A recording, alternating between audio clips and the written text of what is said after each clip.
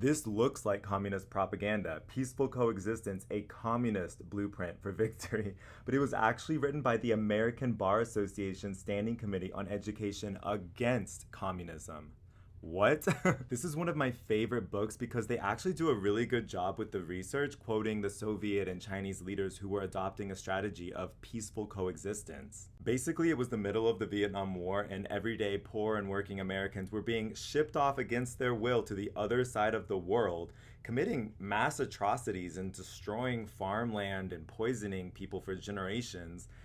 And it was getting a little bit too easy to tie war to this profit seeking of capitalism. And that's what the communists were doing. After World War II, it was not looking good for the West when all of their colonies started to fight back and take their land back, doing socialism, giving the land to the peasantries who had been forced to work it. And then the West would go assassinate their leaders or start a war or commit genocide. In Vietnam's case, they were a colony of France, and after fighting off their Japanese colonizers with the United States, they asked the United States, hey, can you help us fight off our French colonizers too?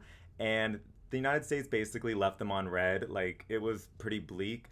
But they beat the French, and then they were like, okay, now we're taking this stolen property and going to give it to the peasant class who's actually been working it.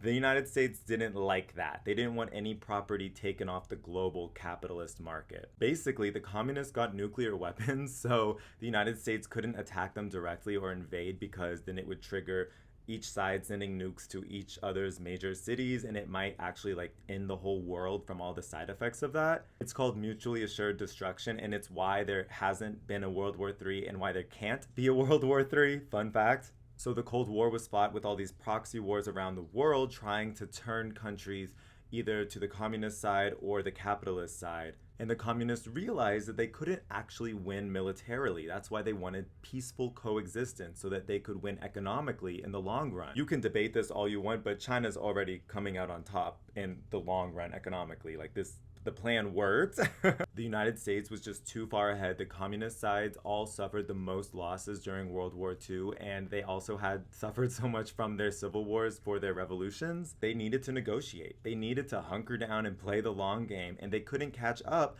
so they needed to bring some of that Western capital in through peaceful coexistence.